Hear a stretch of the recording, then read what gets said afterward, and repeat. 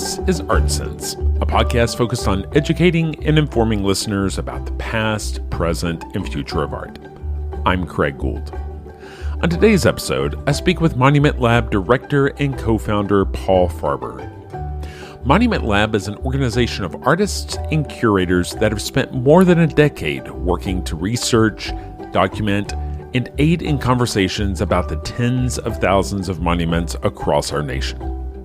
The organization wants to ensure that inherited monuments accurately reflect the past and that future monuments, in whatever shape they take, are in conversation with the communities in which they reside. And now, a discussion about the past, present, and future of monuments, with Monument Lab's Paul Farber.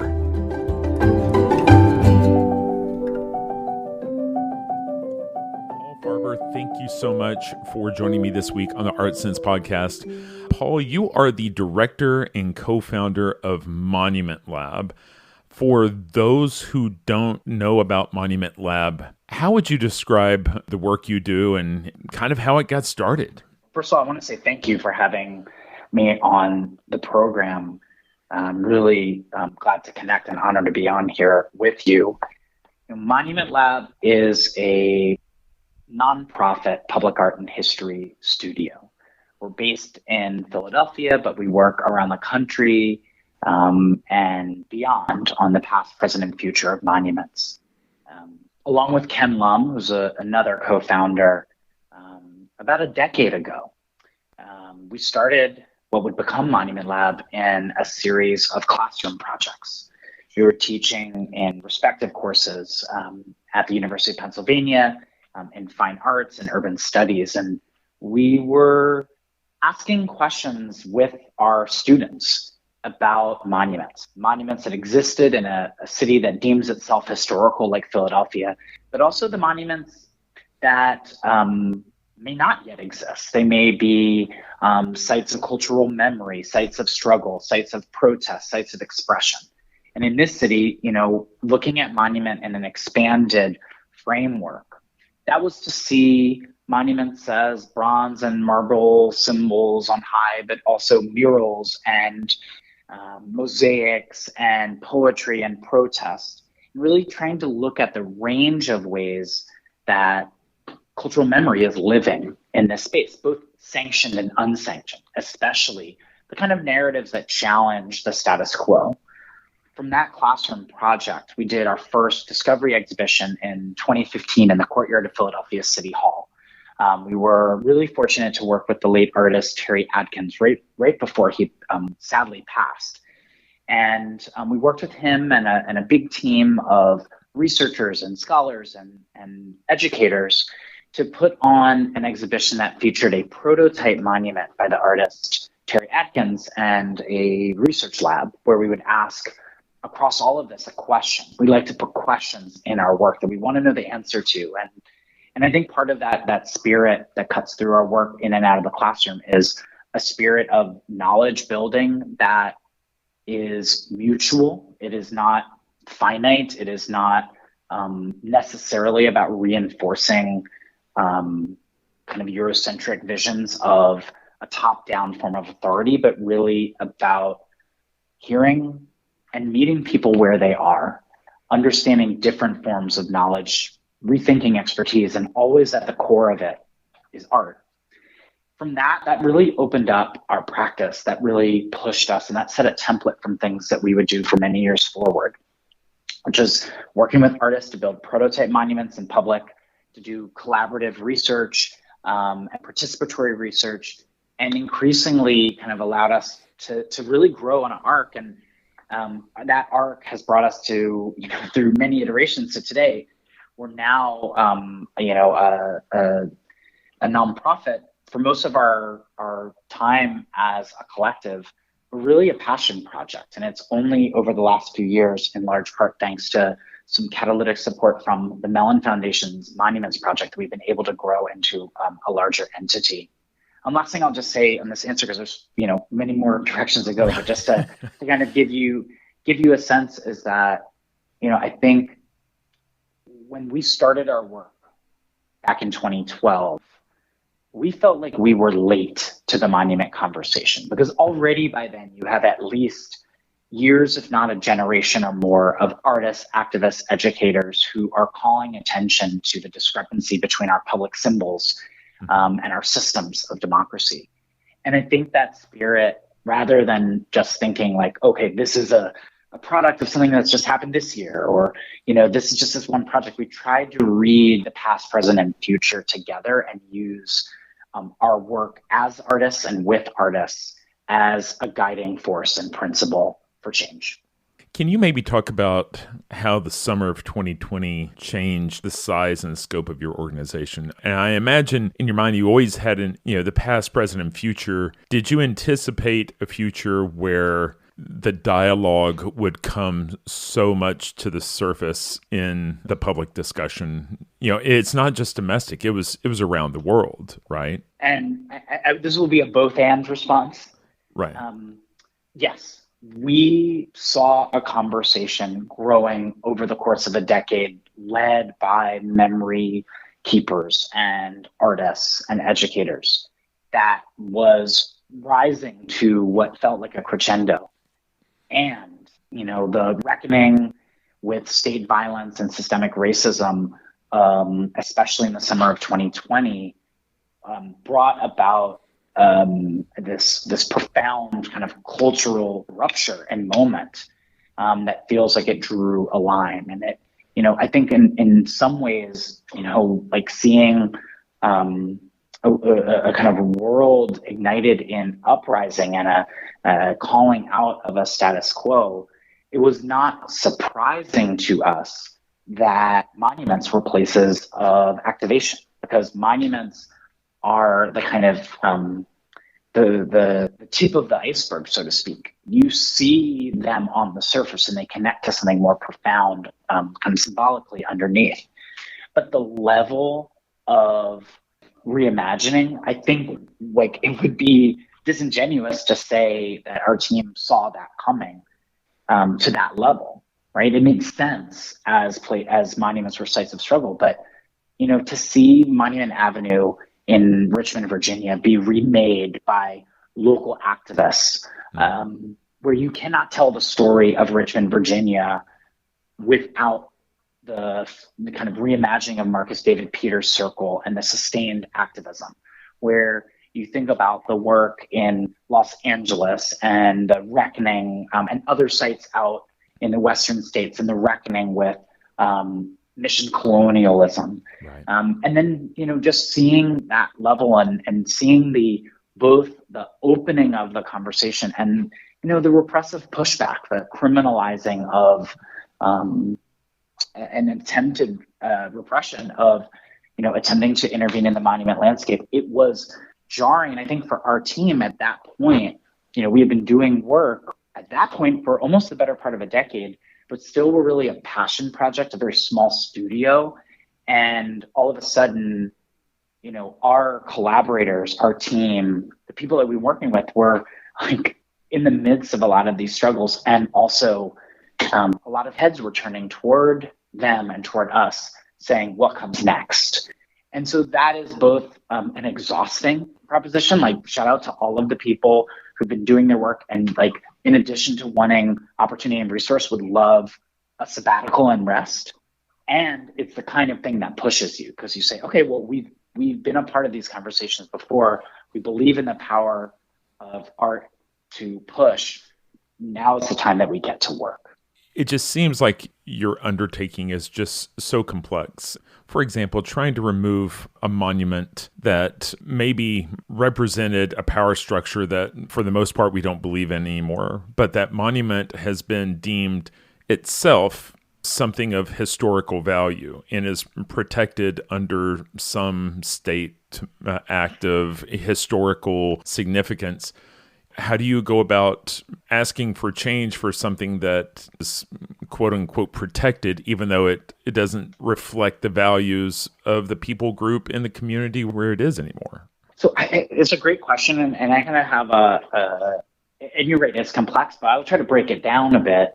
I think the word monument is so central to our zeitgeist, to our understanding of power and of art and of presence. And it is, there it's not just central to our culture, it's central to our cities, our towns, our prominent civic spaces.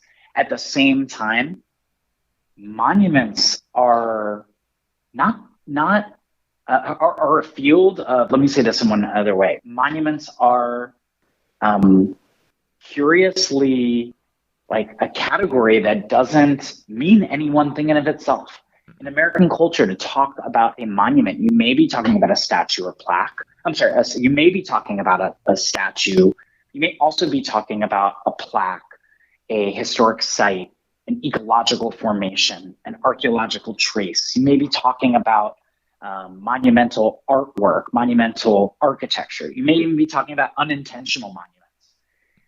And, in the work that we've done, we keep seeing that, there is a common misperception that there is some agency out there that is in charge of all the monuments. They're in charge of, they know all of those monuments and when they went up and who paid for them and who keeps them. And there's, if we could just go to that system and go to that agency, we could figure out a way to protect our monuments or to make new ones. And I will tell you, it's the opposite of that. Mm-hmm. Because actually the monuments we've inherited on a federal, state, local, tribal, regional level are largely the byproducts of systems that people who have time, money, and official power could exert their statements on the landscape. And thankfully, we're living through a new moment where people with differing levels of time, money, and unofficial power, because everyone has power nonetheless, are building their own monuments or gathering around monuments that exist with new levels. And I think that, again, how do we hold that complexity? That monuments are central to our cities and central to our conversation, but they remain an enigma in part because we have things that we call monuments, but there is nothing really inherently that is or is not a monument, because it's ultimately in not just the eye of the beholder, but in the systems of upkeep, right? No monument is permanent in of itself.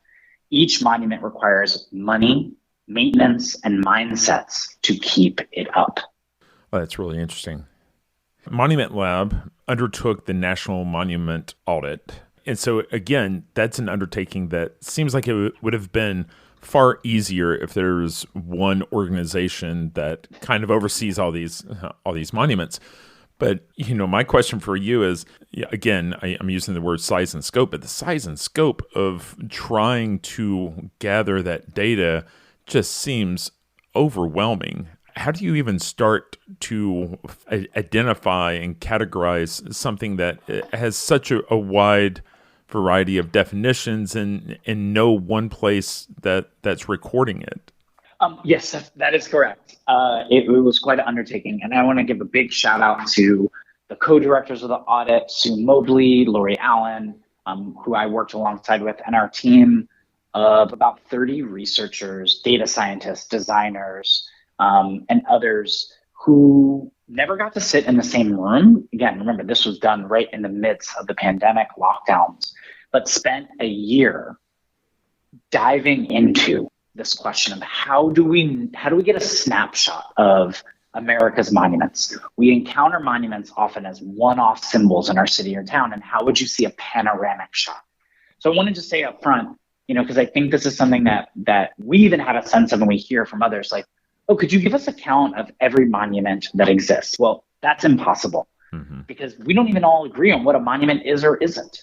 And, I think just if you magnify that in any one place and put that across the country, that is a process that if you're going to try to undertake it, you are steering resources in such a way that you can actually just listen to the people who have been engaging monuments, who feel the brunt of monuments, who've been organizing around them, and you know a lot of the answers you need. But for our study, which was, co-presented with the Mellon Foundation as a part of the Monuments Project, was to take the data that exists on monuments, the records kept by those federal, state, local, tribal, and public entities that are often kept separately. there's never been a study that's brought many of these sources together to give us a composite take. So what we wanted to do was first understand what is the cultural heritage data out of which we could understand monuments. Because to be clear, there wasn't a monument data set. It was data sets about cultural heritage, about property, like in depending on the state, like you would get anything from statues to garages and historic markers. Like people in different places in the country define cultural memory and cultural heritage differently. So we ended up pulling in close to 500,000 records from data that exists across the country, inclusive of territories. And from there, our team worked to find a study set, like enough of an example that we could remove the garages. Things are obviously not what people are thinking about with monuments, but to give us close to 50,000 conventional monuments to actually give us something usable. So we ended up with 48,178 to be precise across 42 data sources. We worked with the Harvard Cyber Law Clinic on data that we were allowed to use. And then we worked with a number of great people, including Brian Fu, our lead data artist, to create a single study set that we could ask questions of. We could, and the same study set that we asked questions of, other people could too, eventually through our website. We also spent a lot of time kind of not only looking out for duplicate entries or like data that wouldn't add up, but we also spoke to people who utilize this data all the time or who would. So that includes municipal workers, teachers, historians, scholars, so that by the time we were able to share our work, we had already kind of engaged and tried to learn with people along the way. And so, about a year ago, we're just coming up on a year later, September, it was released in late September 2021. And it was released as a publication that you can download for free on our website, or you can order through monumentlab.com, and a web interface that you can type in some of the same prompts that we were doing. I think that it's really important as we in this conversation will talk about some of the findings, that there are people who really not only thrive on having data as a source for understanding, but because of structures of power, people utilize data as itself an instrument for authority and voice. And so on the flip side, there's a lot of experiences as lived reality where do you need, data can be wielded harmfully.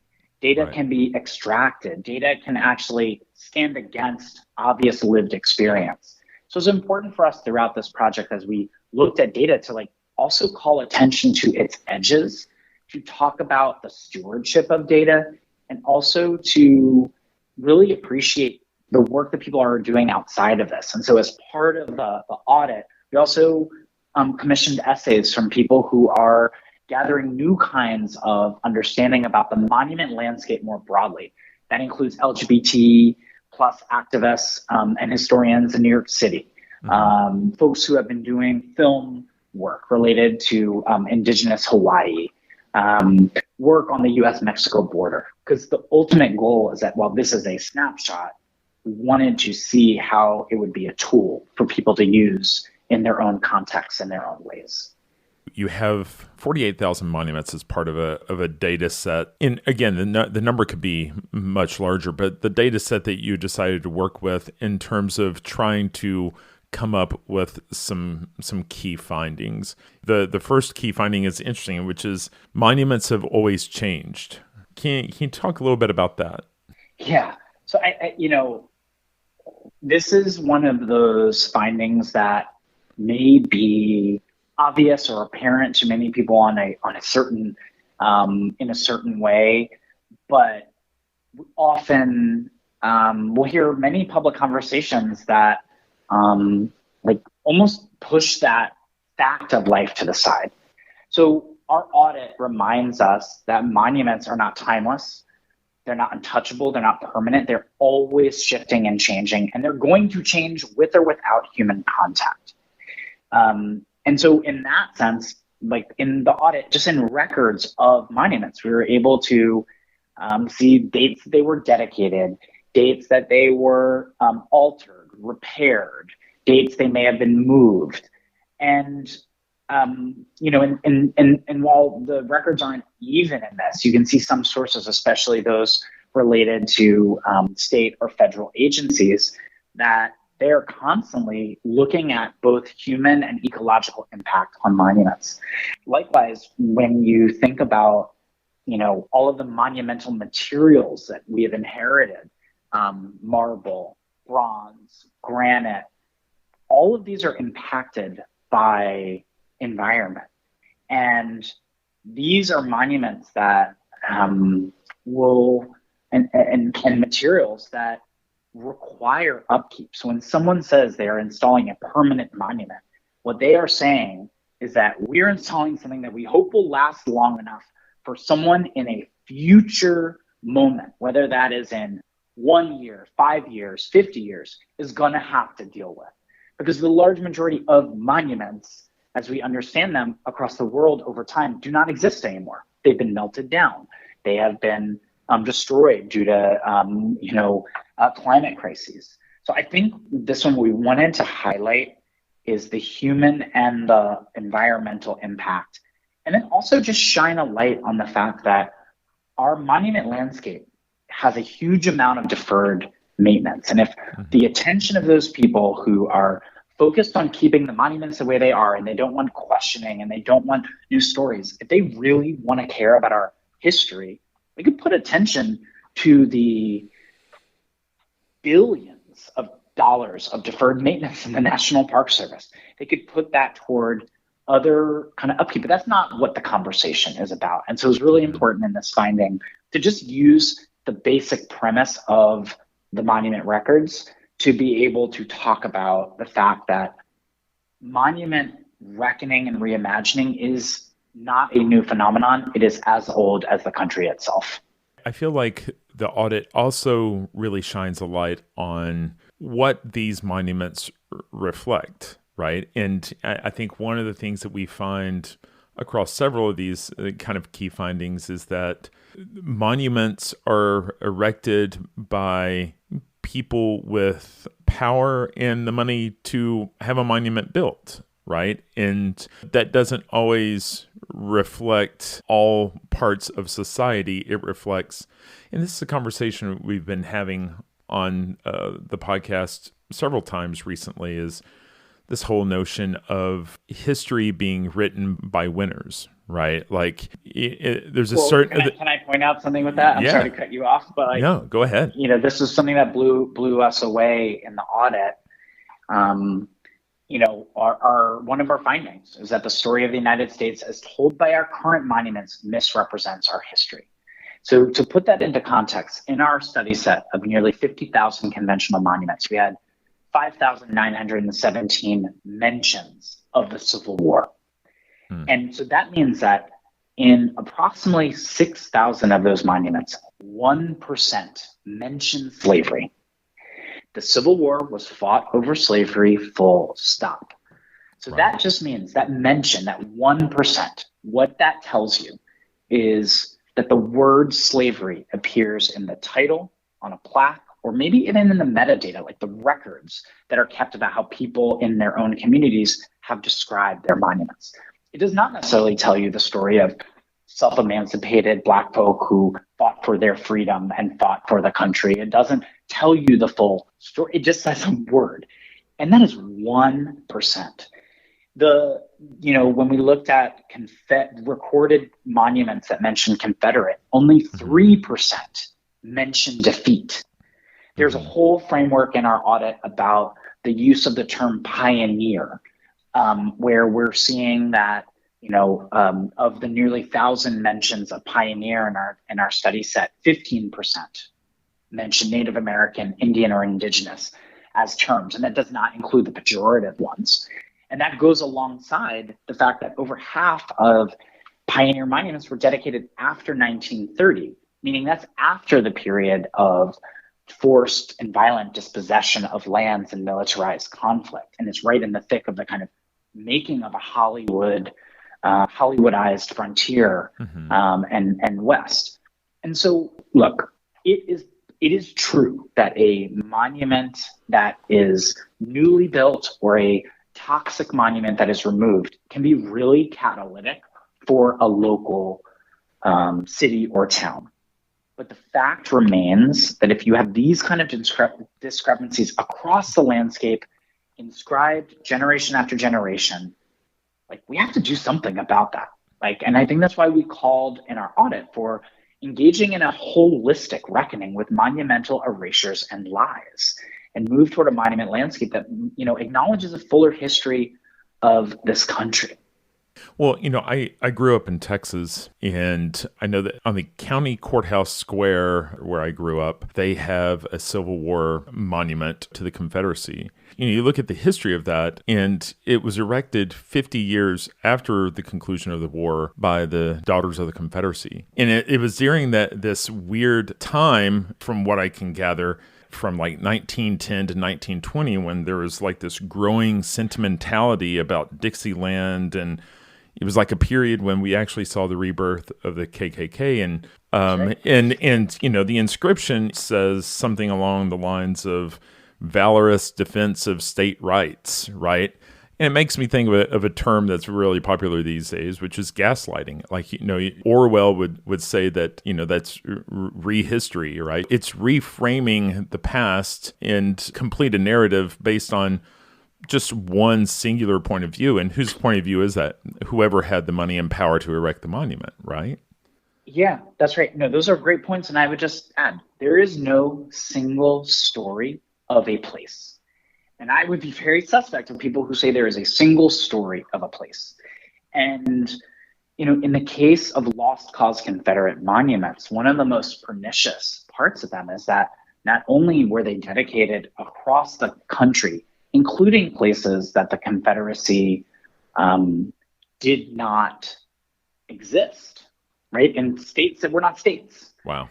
But that they coincided with efforts to build school curriculum, create public holidays, distribute materials, fundraise for lost cause, political advocacy, and often were hand in hand with the kind of local as well as state measures that reinforce the system of Jim Crow. This is why you see lost cause Confederate monuments outside of courthouses, outside of schools, outside of in town squares. And while they come across as something that was, spontaneous in the one place, when you zoom out, you see it as an ideological attempt to whitewash the history of not just the Civil War, but enslavement and racial rule. And, I think that, I just think about all of the people who over not just the last few years, but decades and decades, folks like Frederick Douglass, W.E.B. Du Bois, who wrote and spoke powerfully at the moment of the dedication of many of these monuments, calling attention to not just what they said, but what they didn't say, what they inscribed in stone and inscribed into local understanding and system of who belongs, who's the citizen, and what are the rights of citizenship. They really are the signposts of an apartheid country. And, I think about how do we heed their lessons and do something anew? How are you actively changing the landscape? I mean, do you guys come in and just help shine a light, inform, consult, or do you come alongside communities and talk about what new monuments look like, the replacement of monuments, new monuments in a new place that reflect the community? What are the tangible on the ground things that your organization is doing? We are a group of artists and curators and researchers. And, again, our work has been evolving over the last few years. And we're really thrilled that we've been able to build out our body of work, not just in our hometown of Philadelphia, but in places across the country. And it depends project to project, but I'll give an example of one that is really inspiring us, and we're right in the thick of right now, and it's called Regeneration, and it is supported by the Mellon Foundation. And the idea that we had that was an outgrowth of the audit project was, while we study the monuments we've inherited, who is doing the work of unearthing the next generation of monuments? We curated this project through an open call, and the open call said, look, if you're a team of people who work in a local commemorative context, and that can be in a city, town, a watershed, a territory, a reservation, wherever that may be, have you been doing something, and what would it look like to be part of this community and this network and this coalition across the country? So we ended up getting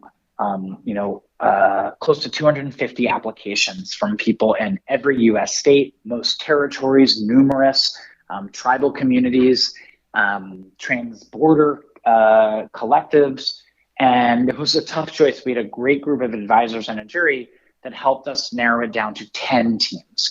And regeneration is happening around the country. You can get a collectible map through monumentlab.com, but you can also increasingly see media about each of these places. And so you have, teams in Los Angeles, Rapid City, South Dakota, Montgomery, Alabama, St. Louis, the area of Dineta in what is now called the Four Corners region, Calle, Puerto Rico, and of course, Philadelphia and Queens.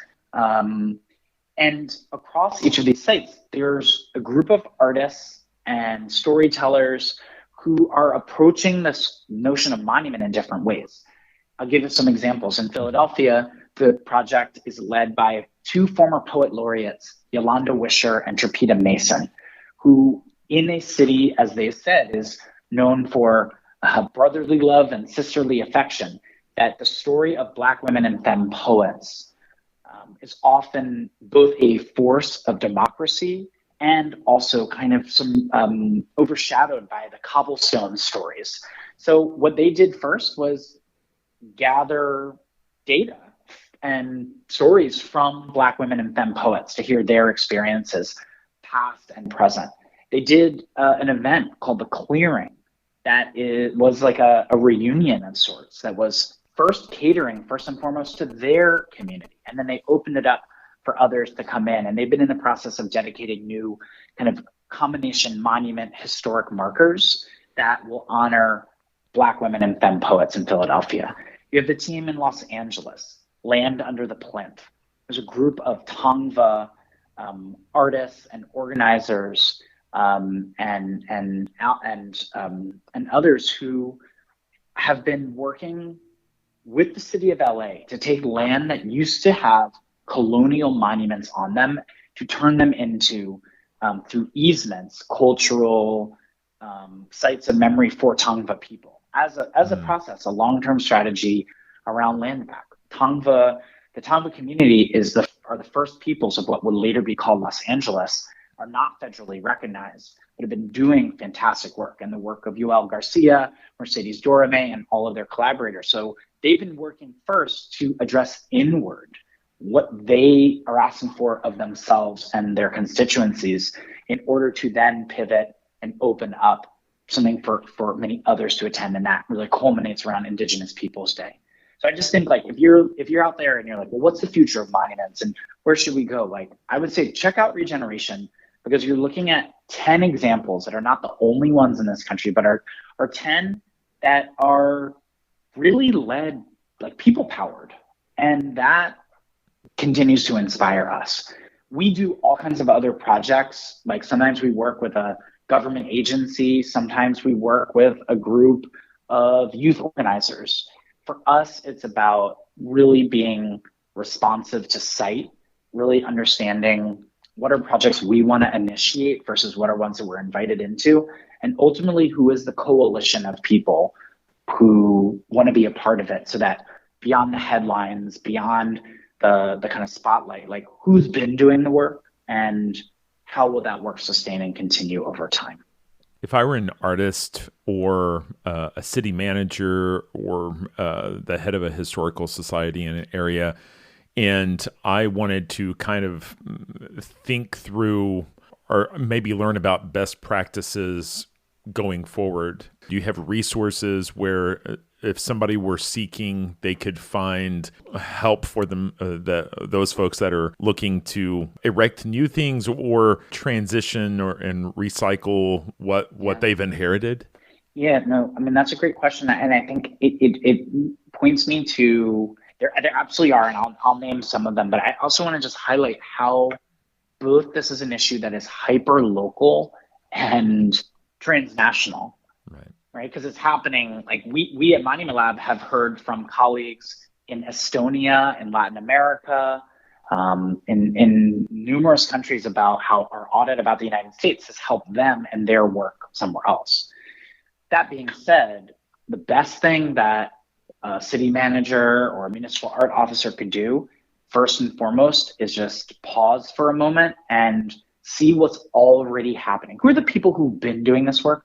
I'll tell you, if you have a monument that feels contentious, that's under the spotlight, so to speak, now, like there's a good chance that there have been people who have been talking about this, and whether or not they're still living, whether or not they're still active, look in the archives of your city or in newspapers. Talk to educators and activists.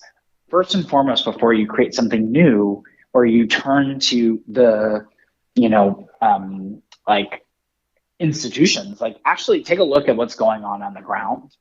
I think the next step is then to figure out, like, how are you working with and learning with and not separating that out from the processes that are going on. And right there are a lot of things that municipal art and history officials like really can't do. They're hamstrung.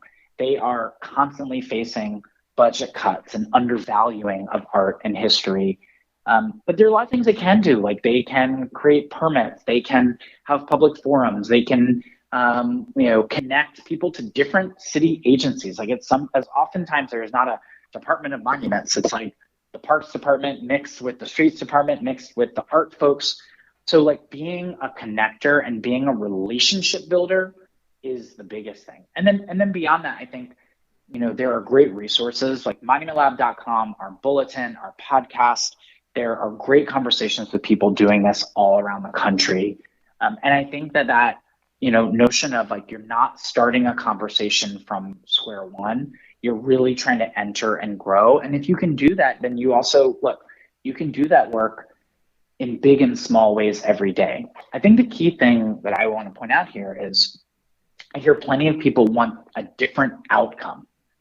They don't always do a different process to get there.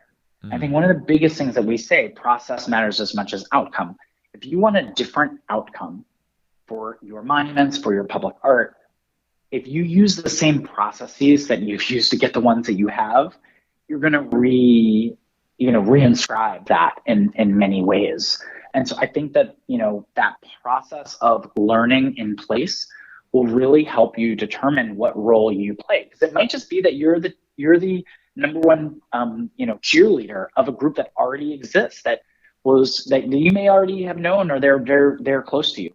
Or you might find out, wow, there was a big conversation in my city or town, but many of the people face hostility from a previous mayoral administration. Maybe I can do some work to really rebuild that relationship before there is even a project. I just will build a relationship. I would love to see more of that. I think so much beautiful art and so much powerful and meaningful work can happen from tending to relationships and following the lead of folks who've been on the front lines and been on the ground. And so if folks wanted to follow your organization's specific work, is it monumentlab.org? So you can follow us at monumentlab.com. You can follow us also on socials at monument_lab. You can support our work. You can subscribe to our podcast. But we also really want to learn with you. I think our work has taken really fascinating turns when we get to learn from what people are doing in this field. We do a lot of work of connecting, of bridge building, of coalitions. We'd love to keep in touch. And so the best way to keep in touch and to support is to go to monumentlab.com or visit us on social. And so tell me about your podcast. Who are the voices that you're in conversation with? We've been utilizing the podcast forum for kind of on and off for the last 3 years. And right now, the podcast, the Monument Lab podcast. It's called Future Memory, Monument Lab FM. It's co-hosted by myself and Lee Sumter, a member of our team. And so we've spoken to folks like Lava Thomas, Hank Willis Thomas, Kirk Savage, Paper Monument. So folks around the country and beyond who are either building the next generation of monuments or helping us really critically unpack where we've been. And I think it's been really exciting that, this is something that we started when we had 0 employees and really a passion project. And we're learning now how to kind of expand. And just to put in a plug, there's a really exciting project that is being led by our research director, Sue Mobley, that's coming out in early 2023. I can just give a shout out to the Plot of Land team. And it's a special mini series from the Monument Lab team. And we've been for the last year, Sue has led alongside Jordy Yeager, producer, a team of storytellers and journalists from around the country telling the story of land, memory, housing, and justice. Oh, wow. So, these are all this is coming in early 2023. They're deep in the kind of editing and final stages now. But I think the big point to say is there's so much content coming through here and so many different voices, so many different artists. And so we're excited to expand and to grow and to learn along the way. Paul, I really appreciate your time, and I have a lot of respect for the work that you're doing and just your ability to teach and do all the other things in life and lead an organization that is fighting on so many fronts and trying to be a thought leader. I really appreciate you taking time out to have a conversation with me about your work. Well, thank you so much for this conversation. It's been really a treat to speak with you.